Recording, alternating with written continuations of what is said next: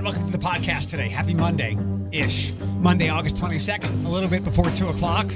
Monday-ish. It's definitely Monday. Monday, period. It's the Mondayest Monday of all Mondays. Yes. How do your Mondays usually go? Quicker, I think, although this isn't really slow. I don't know. I can't describe this Monday. It's a combination of lazy and tired and annoyed and Monday. The Mondayest Monday that ever could Monday. That ever was. Are you chewing gum? Yeah, sorry. Pretend Thomas is around and swallow it. Oh my God. Filthy. I have to ask Josh, but you said you liked, no spoilers, are we calling it Game of Thrones or the Dragon Show? Yes, basically the Dragon Games. Yeah. You said you liked it? I did. I loved it. Last week I read a lot of mediocre thoughts on it, or thoughts that said it was mediocre, but I'm going to try and go into it completely open-minded. I don't have any spoilers either. I wouldn't say there was anything spectacular about it. There wasn't anything like spectacular, but there's just something about a Game of Thrones show that you only get from Game of Thrones. Like, we can watch other shows that are set in the same time period, or like fantasy and a timepiece, and it's still not Game of Thrones. And this is authentically Game of Thrones. There's something about the set design, the music, the characters that just make you feel like, oh my God, we're back. And why were you gone so long? Like, if there was a TikTok that I saw this morning that showed somebody recorded an apartment building in like downtown New York or something, in New York City or something like that. And it showed it was at night, and you could see everybody's TV was playing the same thing because of the way that the light was going. And they said that's how many people are watching Game of Thrones in this building alone. Like, it was hilarious. Was that like last night or from in the past? Last night. Okay. Well, the two reasons why it's been over 3 years is a global pandemic, and more people than not hated the last seasons and the finale. I didn't hate the last season. I hated the finale, the last episode. But even my hatred of the last episode still would not pull me away from Game of Thrones as a whole.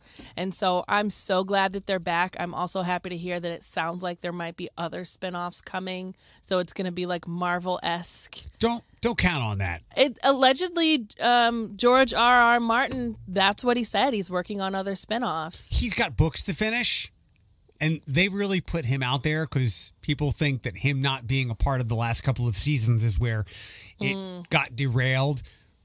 But much like I've cautioned you things in your personal life, I'll do it with this. Stop it. That company is cutting costs. Let me have my fun. Stop it. For you, I hope they do it. For you, I hope they do it. Stop it. I'll watch tonight. That was my plan. I have one thing to throw out there, and then I will let you give a recap of Friday night. I had to watch the parade vicariously because I did too. I had a work commitment, and I asked myself, now I don't know everybody, but I know a lot of people. Like, they're all in the parade. So who's watching the parade? Probably a lot. I mean, I've only ever been in the parade crowd, and there's always so many people. So I just love Pride. I love the happiness. I love the joy that you see on everyone's faces. I am permanently in the old people category, though, so I will likely only ever do Friday night and then the parade, and then that's it. Unless I'm working. But there's nothing wrong. I mean, that's plenty.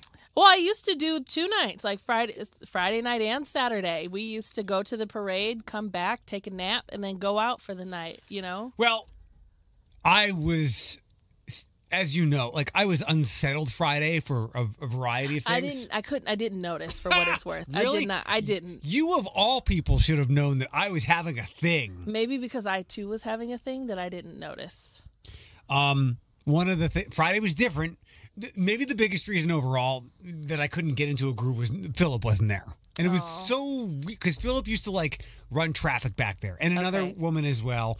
But it was all, I'm like, what's not happening? What's going on? Yes. Oh, there's no cursing. It was family friendly, which is completely fine. It was probably a pro-Medica edict. But Did you enjoy yourself? I think you and I had the same. I did enjoy myself, and towards the end, I enjoyed myself. We talked about this. Hosting Pride is a goal. Like, being a part of Pride in some way has always been a goal because it's such a good time. I love the institution of Pride and Love is Love and just what it stands for. And so being asked to co-host was like, oh, stop it. Like, you know what I mean? I was so excited. And so I had a lot of, not necessarily a lot of expectations, because even you tempered me for that. You're like, don't come into this like with plans. And I don't think that I did, but I agree with you. I think there was a little bit of chaos, which no shame or shade towards anyone, that made it challenging for like 3 or 4 people to be up there on a stage hosting all at the same time. A bit. And then it was hard to know when to go out there, and then having to deal with, at least mine, I can't say Bethany, but like our nerves of, what do we say? What if people don't know who we are? Right. It was, you had already left, and it was kind of towards the end of the evening where DJ Savannah was playing music in between a band setting up, and we really got to hype up the crowd. And I think that was like, I had my moment. It was almost like I was in karaoke, but with a crowd full of people. And so that was my moment. But I think otherwise, and I don't think that this is anyone's fault, because it sounds like DJ Savannah wasn't having a great night with something that had happened to her a couple days prior. And there was still some confusion. I mispronounced someone's name. And it was so, and so did Bethany. So we both did. So it was just a little like, it was hard. It was difficult. Scattered. Yeah. And so I think maybe next year, like, I'd be happy to, like how you came on for your one moment and then you left. Like, I'd do that. I'd come out and say, hey, I'm here. Hi, everyone. Have a good time. And then just bring my chair instead of backstage. And that's where I would tell, Lexi already seemed stressed, and I didn't see much of her. But that's where I think you painting that picture has allowed me to see details that I was clouded from. Mm-hmm. But you're right. And that was usually like Philip did a lot of mic stuff, and there was a woman named Mandisa. I don't know why she wasn't involved this year and whatever, but Mandisa like ran things really well backstage, mm-hmm. and would make sure we knew the pronunciations, and make Taryn, that's Savannah's wife. Yeah, they seem lovely. They are. Maybe Taryn wasn't prepared for some of those. Whatever. That would be my feedback. But you hit some nails on the head there. From the picture Bethany took, it looked like as things got later and darker, it was more lively. Good. So she took that picture right after we had our moment. I can't. It's the song that Mace sample, dun, dun, dun, dun, dun, dun, dun, dun. That one. So DJ Savannah played that, and like the crowd just went nuts, and Bethany and I were up there like kind of rapping with them and like hyping them up, and they really like got into it. And so I think that was a moment where I said, so I could do this stuff. This is a good time. But I think, and then you were there when the sound guy, so Lexi said, or Savannah said, go tell the people at the tent that they need to get other mics up here for you all. And I said, all right. And so I went and I told them, and they said, oh, just turn them on. And I'm like, okay. And so we did that, and that didn't work. And then the sound guy was actually up on the stage. So I told him, and were you there when he's like, and you are? You told me that, though. That was funny. He was like this like old white guy. And I said, hey, we only have one working mic. And I said, so we need at least 2 more. Can you provide those? And he goes, and who are you? And I think it was because I wasn't dressed like a drag queen or like an eccentric artist that he didn't know. And Floyd's like, the host? Oh, okay. And then they never came back. So it was just, hopefully no one else noticed it. But I think for me and my expectations, it was a little like, wah, wah, wah. So... but by the end of the night, and my feet hurt, and Thomas never came with my flip-flops. And, well, you went out after the kickoff party, right? Hopefully with my flip-flops, and they never arrived. But you still went out? I did, Where'd you go? Because I woke up to the flurry of messages. So we were going to go to the after party at George's because Deja was performing. So, and I got there right as Deja was coming on stage, Floyd. And, it was insane. Like, it was shoulder to shoulder. George's has been like that a couple times, and I refuse to go in, and so I just didn't. So we went next door to Wesley's and got a table at Wesley's, and I stayed there which was fun. I enjoy Wesley's next door.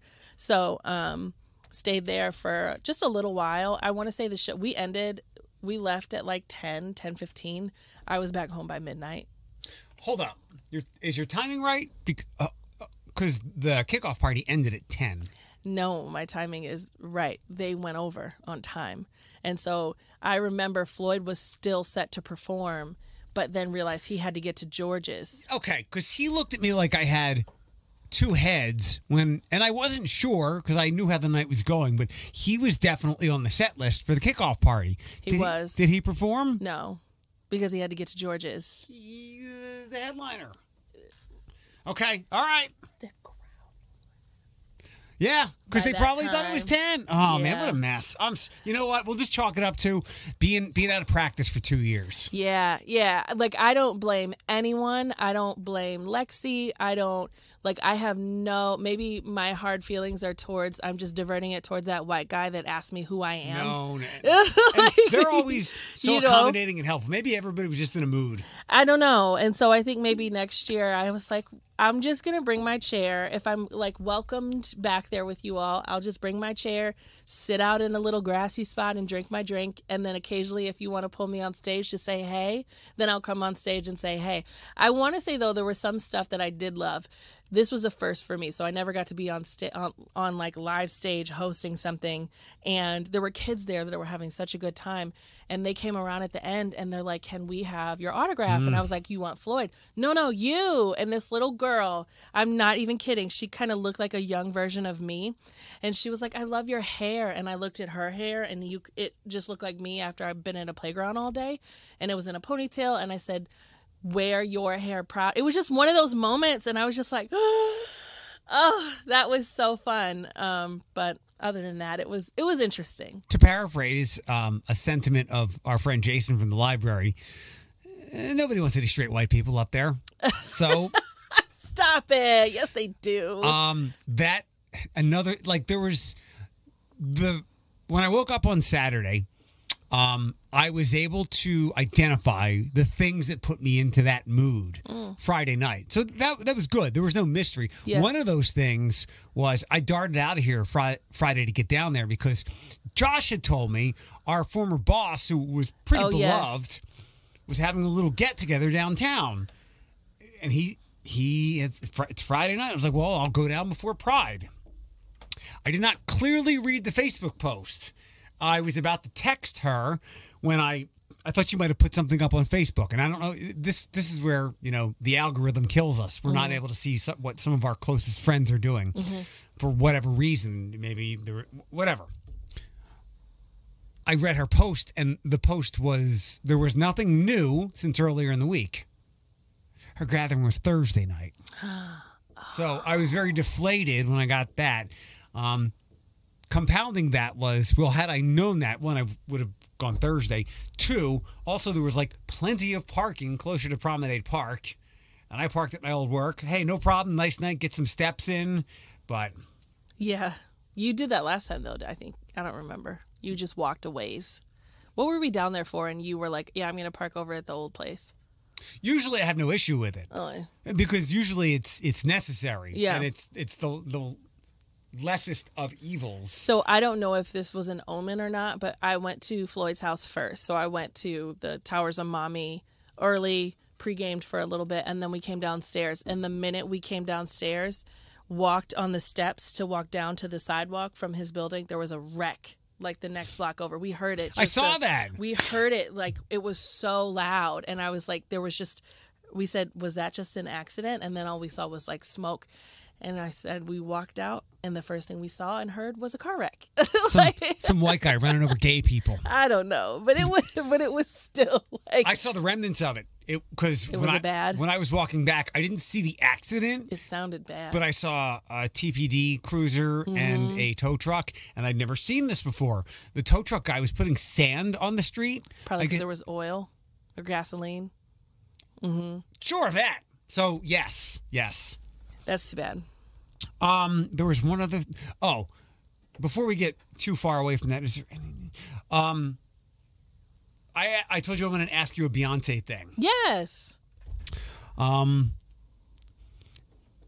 think the answer is she hasn't been anywhere to market or promote, and she doesn't have to do that. Mm-hmm. But compared to the past, there are no pop culture moments in this album over the last couple of weeks. Like, I imagine how little it would have been part of my being had Jamil not produced 2 tracks on it. And the wild thing is, I like the album a lot, and I typically do not like her music. And she's Beyonce. She doesn't have to promote. Mm-hmm. But there's some evil entertainment writer who is just a total Scrooge. And he's always slamming things and not putting in the proper parameters and setting up the argument. He's just like slamming people. His thing was like, Beyonce doesn't have any sales. The sales are terrible. Well, compared to Lemonade. Well, 5-6 years ago, people bought music. Now they rent Stream it. They rent it. Yes. Yeah. So I don't care about buying, but there's nothing pop culture happening with this album. And maybe I'm wrong, but I think I know the reason, but I wanted your input on it. Well, I would say not yet, because I know the album's going to come in parts, and we don't know when the second and third part is going to be released. But this is the thing. This section of her album, you mean? I mean, we know that there are X amount of movies of a certain verse or seasons of a TV show. Like, we can't be waiting for stuff. Like, this is a thing from an iconic artist, and it's quality. But yet the mainstream seems to not care. And maybe this is just where we are in the world and where she is, because it didn't go viral on TikTok first. So that's true. I just wanted to analyze it because, again, the world, even without COVID, but COVID has its claws in everything, the world is totally different from when she last released an album. I mean, I would say it's an enjoyable experience. I don't think that there's anything spectacular about it. Like, there's nothing special about it. And is that what you're saying? Like, what's special about this that the world is grabbing a hold of? I don't know if they've grabbed a hold. I don't know if that's happened with anything that she's done really in a while, right? But no, because she hasn't really done anything. That Lion King thing was just like a drop in the water. But this is a Beyonce album. Like, when every 25 years there's several artists like this, and she is one of them. Again, nobody glommed onto a must listen to song, no phrase. Like, shortly after Lemonade dropped, like, I remember, like, it was, and maybe because it was the scandal of it, like, because Jay-Z cheated. Yes. And we all came back into Monday or whenever she released that, Becky with the good hair. And like, there's none of that here. And maybe that has to do with the fact that her life is really good. She's just a mom. And maybe another reason, the people that drive popular things are young, and young people don't care about her. I do also feel, and I held on to this, I feel like this part of her album was for the gays, and I don't know if that's as universally accepted. Just like when what was the film that she did, like the visual?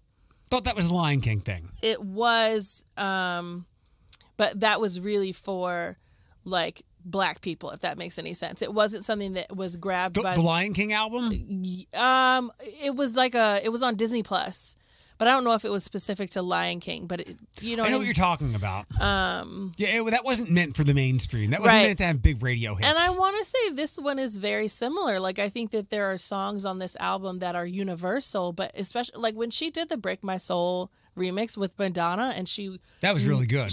But nobody knows who the House of La Beja is. Do you? No, but the House of Balenciaga, like, those are gay, like, those are houses, like, those are big, not big gay houses, but you know what I mean, like the voguing scene and the what is that called when they're in New York City? Ballroom. So those are ballroom houses. People don't know that. You know what I mean? So and some of the names in that list don't connect with kids who drive pop culture. Exactly. None of those kids know who Aaliyah is. I think she mentioned Lauryn Hill too, right? She mentioned, yeah. I loved the names. Like, Yes. I enjoyed the album, but when she did that, and I woke up to that a couple of Mondays ago, like she hit me right in the heart. I loved it. But you're right. Like I think it's a specific group of folks that are going to enjoy this album, and so I don't know if it's going to be as mainstream. But but you're right. I remember when I listened to it the first time, I was kind of like, and now I love it all. You know, now as I listen to it more, I just really love it all. So, well done to her. I'm looking forward to seeing what's coming out with the rest. There was a story today, and I think TPS went back, so it's so staggered. Like even within the schools, it's staggered. Amy Steigerwald at WTOL did a story about school speeding, like school zones where there are people who speed a lot, and usually the worst people in the world are the people who park in handicap spots and don't belong there. Mm-hmm. And when I say worst people in the world, I don't mean like war crimes and whatnot, but just like generally speaking. Gotcha. The second worst people in the world are the people who run school stop signs on buses. Yes. And tied for that is the people who speed in school zones. This Glendale one is rough.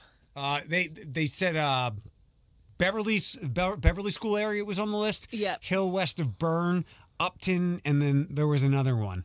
Like, I can't believe that more kids aren't getting mowed down. Yeah, so this Glendale and Eastgate intersection, I'm pointing as if you guys know where that, like, but the Glendale... The ice cream store is there, right? No. Glendale and Eastgate is where Jet's Pizza is. Okay. So right there. There's a couple of churches there. Yes, and Monette's. So that area right there is really rough because people are normally going like 45 down Glendale. And if God forbid you're doing the school speed limit during the times listed with the lights like blinking, they are riding your tail until they swoop around you. It's pretty rough. Although I would say that this is not a neighborhood that people walk to school. Like you normally see them actually being driven to school. I bet there's probably a lot of walkers in Beverly. Oh, I bet there's a ton of walkers in Beverly. Dangerous stuff. That's it. I wanted to keep today short. It's kind of maybe it's the product of the summer and people on vacations, like people who will do news and stories and whatnot, but also just more festivals and fairs and whatnot. But it's been a quiet summer as far as like coming back in here on Mondays with a lot to talk about. It was a really fast summer. I mean, summer is normally super fast, but I think it was Ashley that shared the photos of her sweet babies going to school today, and it was kind of like, I can't believe we're here already. And I agree. I don't even have kids, and I'm like, Andrew goes back to school tomorrow. I have a theory. What? Warm weather arrives so late now. That's true. That they don't move school back because of it. That's so true. by the time we get into the teeth of summer, you're already into June. Yeah, and I have my sister-in-law's sister is already decorated for fall, and so she's uploading all these photos, and I'm like, my God, October is in just over 30 days. 5 weeks, yeah. It's insane. It's just like, how did we get here already? Are there any news stories that caught your I saw the market had a big drop today, but I can't figure out why. No, I don't think so. I'm so tired, and I think I did a little too much at Pride. So, like, I had to put Icy Hot on my feet on Saturday, and then Thomas had to rub them yesterday, and then I had to take Tylenol 2 days in a row. Sheena Barnes made a joke, and she's like, I'm an old gay because I'm, like, in the house by 11. And I'm not gay, but, like, I'm an old lady, and then I'm, like, still recovering from my Friday night out. The Amelia Earhart's girls had when they did Get Lucky last weekend at Jeep Fest. What's the line? Up all night it's up all night to get lucky, right? Mm-hmm. They had a line on it, and it seemed like Carrie is the one who drove the bus for this one. Something about like, you'll be lucky if I'm up till 9:30. Exactly. So I don't know. I'm just an old lady. It was even my sister-in-law, I love her so much. She was staying with us for a couple days, and I came home. I don't know if I even told you about this.